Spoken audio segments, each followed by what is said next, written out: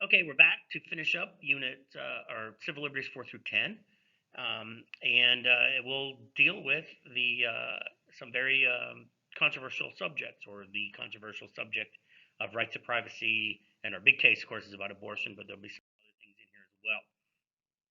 So let's talk about this idea of right to privacy. This is a rhetorical question, actually, because I think it probably leads you to the answer. That does the Constitution or any of the amendments mention a right to privacy? And of course, the answer is no, does not. So, do we have a right to privacy, which is the term that is used and has been used since the 1960s? And you'll see that with the case that comes before Roe. Um, so, what is it? Let's look at a definition. This is a nice little short definition. The right to a private personal life free from the intrusion of government. Okay, that is an essential boiled down, perhaps, definition of right to privacy. But it includes some very, very controversial things. Certainly, some things more controversial back in the 60s and 70s than they are now. Things like birth control, and you'll see a case, and abortion, of course, and sodomy laws, and pornography, and surrogate motherhood, even, and things like that. All sorts of things that kind of invoke this right to privacy that we have to kind of step through with the court system that we have. So let's get a little bit of idea. So let's talk about the Bill of Rights then. It's not in the Constitution, is it in the Bill of Rights? So where do we find these things? And this is going to lead to a term that we're going to need to know. Freedom of religion, certainly. The idea we have the right to exercise private beliefs, so with, of course, some limits, right? No human sacrifice, stuff like that, right? We can find it in the Fourth, right? We just went through that, unreasonable search and seizure. In the language in the amendment itself, we have the right to be free in our persons and our houses and our papers and all of that from unreasonable searches and seizures.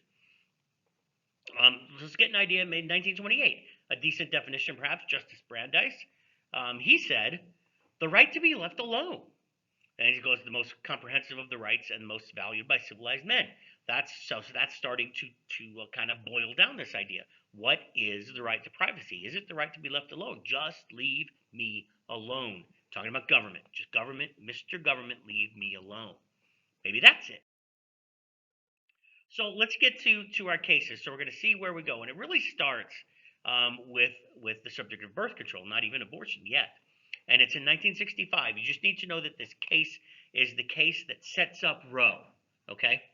And it sets up the idea of this right to privacy that Roe will use. The Roe case, the result will come from the same idea. So Griswold versus Connecticut is hard to believe here in 2021 that somebody might have a law, but in 1965 and prior to that, Connecticut, in this case, other states did too, had a law that forbade the sale and use. How they're going to figure that out, I don't know. Of contraceptives. Okay, to us, we're like in 2021, we're like, you have got to be kidding me. There was a law. That's Miss or Mrs. Griswold there. The Supreme Court, in the end, for this case, ruled that various portions of the Bill of Rights created, this is a word you need to know, a penumbra of unstated liberties which implied a right to privacy. Okay? So that's sort of the idea there, right? A penumbra. I would rather if they used the word umbrella, get a little bit easier to understand because everybody's heard of that word. But it's a penumbra of rights, of unstated rights, unstated liberties, which implied, remember, implied powers, you can imply things, a right to privacy. And that included, in this case, so the end result of this case, that included a right to family planning, birth control, between, interestingly enough, it was just limited to married couples. Sort of weird, right? Okay, married couples, yeah, fine. But I guess they're thinking still in 1965 that single people don't do those things that married couples do. Again, 2021, we're thinking that's absurd. The critics, of course, say, and this is what we'll see the critics say again in Roe, and since then, that the Supreme Court is inventing protections. Okay, that is what the critics say. The critics will say that about Roe. Critics continue to say that today. So were they or were they not? That is up to us to think about, to decide. Whichever side we're on, you might say that. You might not say that. You might say something different.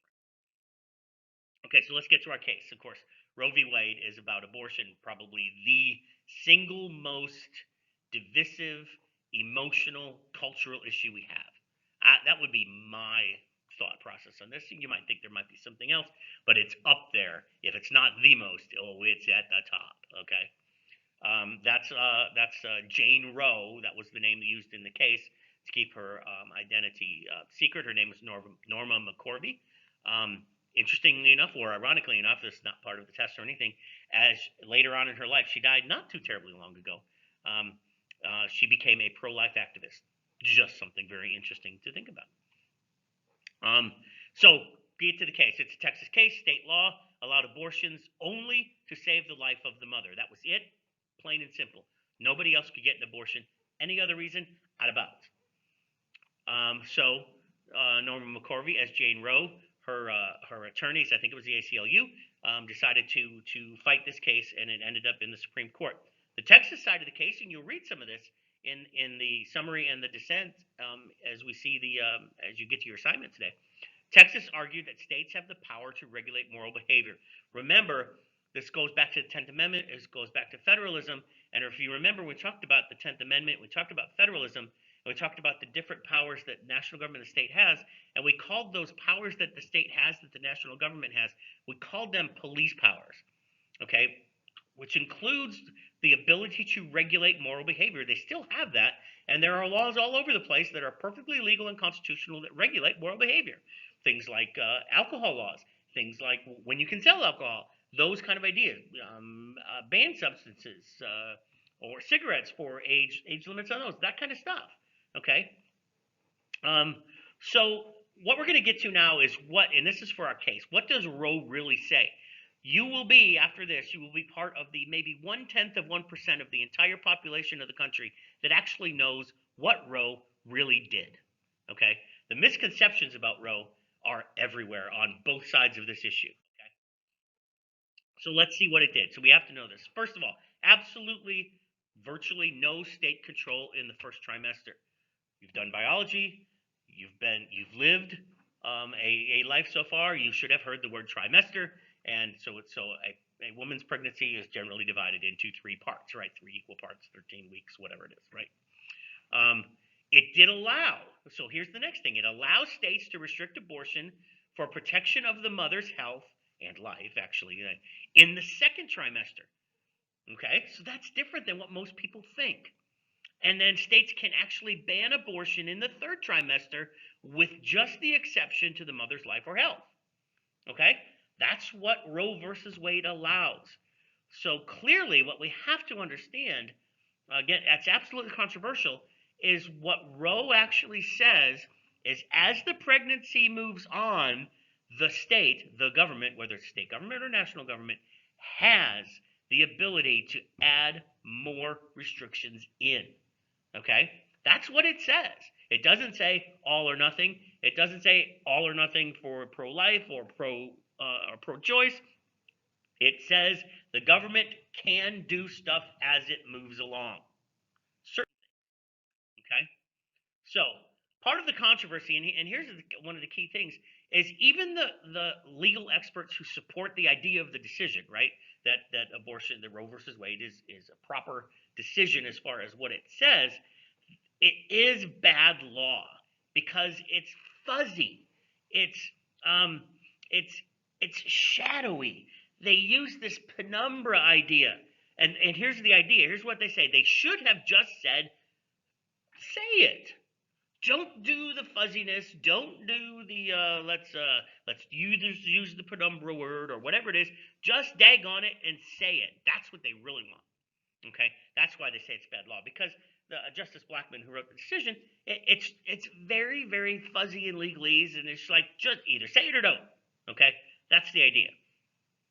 I'm not saying it's bad law because of what it does. Okay, it's bad law in the way it was dealt with is what even the supporters of this, a lot of the legal experts say as well. So let's continue on real quick. We do have a couple of cases just to mention that are associated with this that set up some of those boundaries. Remember, the state can do things as time goes on, and these are sort of where we have the boundaries these days. Webster, it's called a Webster case, Webster versus Reproductive Services. States can forbid the use of state funds and state employees being used to perform abortions. Some states do, some states don't. They are allowed to say, okay, fine, abortion is legal in this case, this case, and this case, but you can't use taxpayer money to do it. Okay, that's allowed. The next one, Planned Parenthood versus Casey. This is sort of goes with the cartoon there. It sets up some hoops. Some hoops to go through are constitutional. So this was from 1992. A 24-hour waiting period is constitutional. Like it or not, it's constitutional. Parental or judicial consent for a minor is constitutional. The minor has to get, in most cases, permission from their parents. Think about you in school, right? You have to have permission from your parents to go to the nurse's office for the nurse to give you a Tylenol. Okay? Some people on one side say that you shouldn't have that for abortion. Kind of a double standard there if you want to look at that.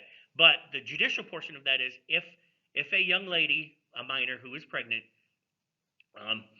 can demonstrate to a judge that it would be a danger to her in whatever manner it would be if she told her parents she was pregnant, then the judge can issue the consent and they don't have to come from the parents. But that is part of something that's legal. And doctors do have to inform women of the risks. Okay? All surgery is a risk. So, whatever you're having done. It did strike down a provision, though. It said unconstitutional because the law in the Casey case, it was a Pennsylvania law, said that married women have to inform their husbands. Okay, they struck that part down. Not sure the reasoning there. They struck that part down. Okay, so let's finish this up. Last slide. As continues the right to privacy. Starting with 1996, Bowers versus Hardwick. This was a Georgia case. Upheld the Georgia law. Georgia had a law, like many states did actually, that prohibited sodomy between homosexuals. Okay, how they're going to find that out? I don't know. But they had a law, and it ultra rarely prosecuted, if ever. For some reason, this one got prosecuted. And it went to the Supreme Court. The Supreme Court said, that law's okay. 1996. Okay, part of police powers, moral regulation, all that kind of stuff. Which gets us to this Lawrence case versus Texas, 2003. Everything changed in 2003. Mr. Lawrence there is on the left. His attorney there is on the right, if you want to know who those people are in the picture. So what actually happened, in one way the story is a little humorous, the police entered this house legally with a warrant to search for whatever they were searching for. And when they opened this particular door inside the house, there in front of them were two guys, Mr. Lawrence and another guy, and I don't know why he's not attached to this case. They were engaged in activity. Okay, so they were arrested. Okay, because Texas had a law. So what this case did, they took it to the Supreme Court, and everything changed.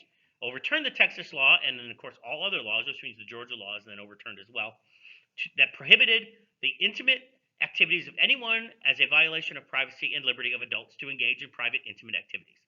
Okay, so that's where we sit. Those laws are no longer valid. They use the right to privacy, and I'm not sure any of us can really object to consenting adults doing things, whatever sort of almost things that are whatever they want in the privacy of their own home or whatever it is.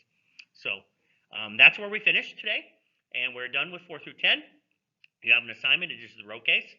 There are some very detailed things you have to look at, especially in the dissent when you do that. So pay attention and do those thoroughly.